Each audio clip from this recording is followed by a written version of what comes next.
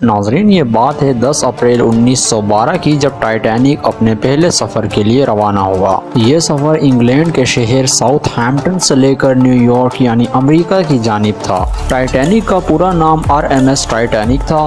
بہت سے امیر لوگ اس کشتی میں سوار تھے اور یہ شپ امریکہ کی طرف رواں دواں تھی۔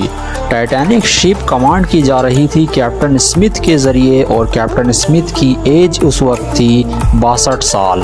اس کیپٹن کا پورا نام تھا ایڈورڈ جوہن اسمتھ۔ میڈیا اور دیگر سوشل میڈیا کے لوگ کافی انٹرسٹڈ تھے اس شپ کو لے کر، کیونکہ RMS ٹائٹینک اس وقت دنیا کی سب سے بڑی شپ تھی۔ ناظرین اس شپ کی لمبائی 269 میٹر تھی، جبکہ اس کی ہائٹ 53 میٹر تھی۔ یہ ایک لگژری اور امیزنگ شپ تھی۔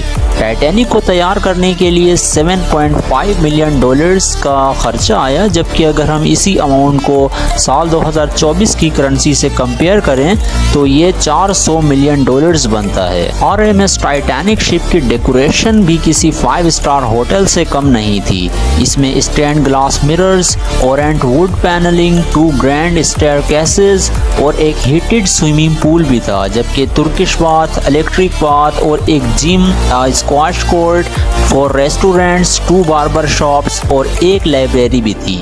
اسی کے علاوہ ناظرین یہ ٹائٹینک اپنی سیفٹی فیچرز کی وجہ سے پوری دنیا میں انسنکیبل شپ کے بھی نام سے جانا جاتا تھا، یعنی کہ ایک ایسی شپ جو کہ کبھی ڈوب ہی نہیں سکتی۔ ناظرین وائٹ سٹار لائن نامی ایک کمپنی نے ٹائٹینک کو پریپیئر کرنے کی ذمہ داری لی تھی، اور اس کمپنی نے ٹائٹینک کو بنایا تھا، اور اس کمپنی کے پریزیڈنٹ نے پبلک میں آ کر یہ ڈکلیئر کیا تھا کہ ٹائٹینک ایک انسنکیبل شپ ہے اور یہ کبھی ڈوب ہی نہیں سکتی۔ لیکن اپنے سفر کے شروعات کے صرف 2 دن کے بعد یعنی کہ 12 اپریل 1912 کو ٹائٹینک کو پہلی آئس وارننگ دی گئی، یعنی کہ اٹلانٹک اوشینز میں اس وقت آئس پریزنٹ تھی۔ ناظرین ٹائٹینک شپ کو جب یہ وارننگ ملی تو اس کے کریو ممبرز نے اس کو اگنور کیا، جبکہ یہ ایک وارننگ تھی جو کہ ایک ان یوزول وارننگ نہیں تھی۔ ناظرین آرڈینرلی جب کوئی بھی شپ سمندری راستے سے سفر کرتی ہے تو وہ دوسرے شپ سے کمیونیکیٹ کرتی ہے ریڈیو سگنلز کے ذریعے، اور اگر کسی کو کسی بھی قسم کا کوئی خطرہ نظر آتا ہے تو سارے ایک دوسرے کو انفارم کرتے ہیں۔ ناظرین اس وارننگ کو سننے کے بعد ٹائٹینک شپ نے اپنا راستہ تو ضرور چینج کیا، لیکن اپنی سپیڈ کم نہیں کی۔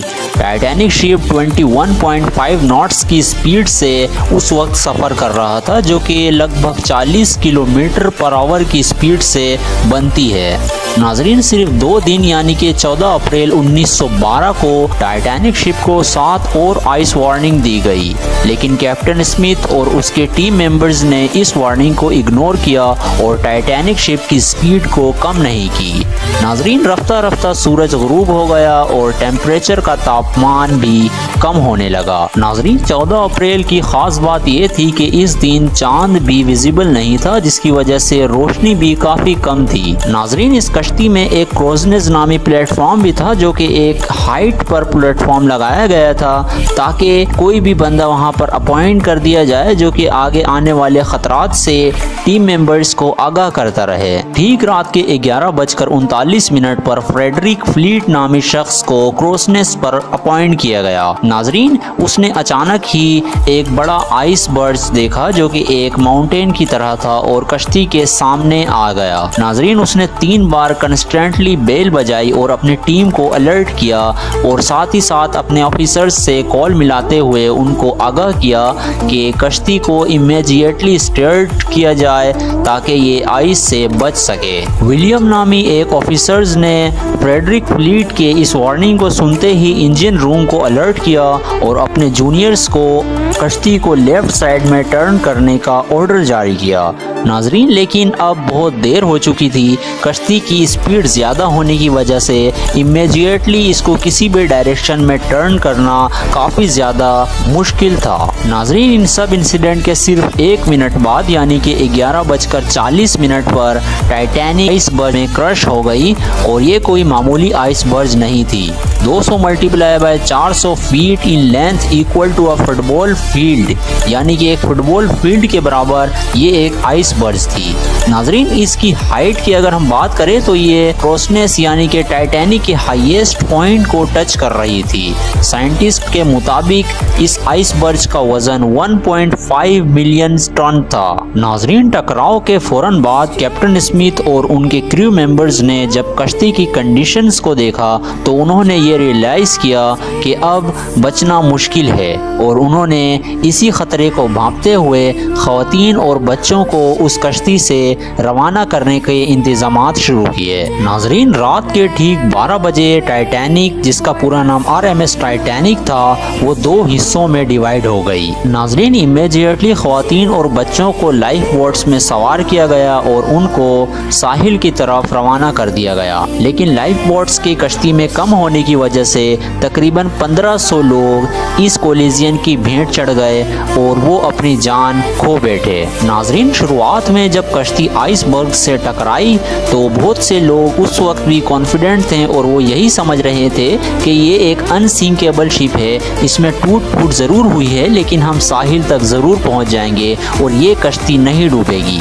इसी की वजह से बहुत से लोग लाइफ बोट्स में सवार नहीं हुए, जबकि गुंजाइश और लोगों की भी थी। नाजरीन, रात के तकरीबन ठीक 2 बजे ये कश्ती 2 हिस्सों में डिवाइड हो गई और पानी में डूब गई।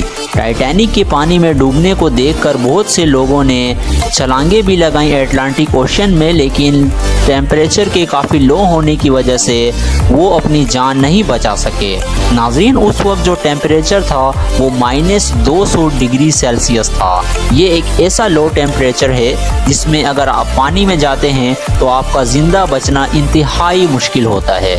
नाजरीन, इस कंडीशन को देखते हुए कैप्टन स्मिथ ने अपना फ़र्ज़ निभाया और इसके बाद according to history captain Smith ने अपने आप को शूट कर लिया। नाजरीन, कहानी यहीं ख़त्म नहीं हुई। कैप्टन स्मिथ और टाइटैनिक ने बहुत सी ऐसी यादें छोड़ी हैं जिसकी वजह से बहुत से लोग इससे कनेक्ट हो गए। उस वक्त मीडिया और हर कोई इतना ज़्यादा शौक था जिस तरह के कोई impossible cheese I am possible हो। नाजरीन, टाइटैनिक के बहुत से पैसेंजर्स जो कि ज़िंदा बच गए थे, उन्होंने इंटरव्यू देते हुए ये बताया कि वहाँ पर हर किसी को यही लग रहा था कि today we will not be alive, today we will not survive. नाजरीन, टाइटैनिक शिप के काफ़ी बड़े, ऊंचे और लंबे होने की वजह से इसके मलबे को अभी तक नहीं निकाला गया है और ये अटलांटिक ओशंस के लहरों के नीचे अभी तक मौजूद है।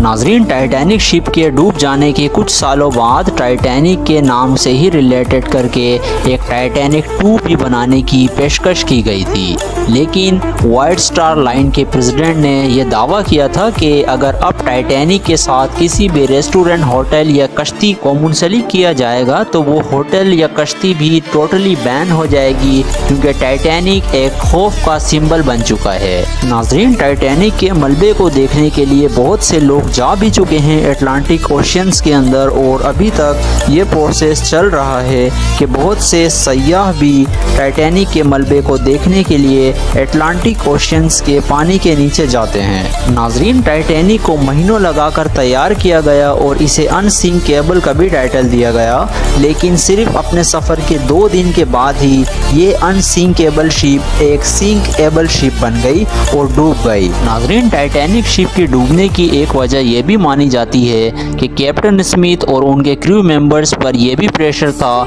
कि हमें टाइटैनिक की स्पीड की भी एक रिकॉर्ड कायम करनी है और इसकी स्पीड को कम ना किया जाए बल्कि इसे फुल स्पीड में साउथहैम्पटन से न्यूयॉर्क की तरफ ले जाया जाए, ताकि इसके सेफ होने के साथ साथ इसकी स्पीड की भी एक रिकॉर्ड कायम हो जाए। नाजरीन, अगर वीडियो पसंद आई हो तो चैनल को सब्सक्राइब करके वीडियो को शेयर ज़रूर करें। अपना और अपने प्यारों का ख्याल रखें। अल्लाह हाफिज़।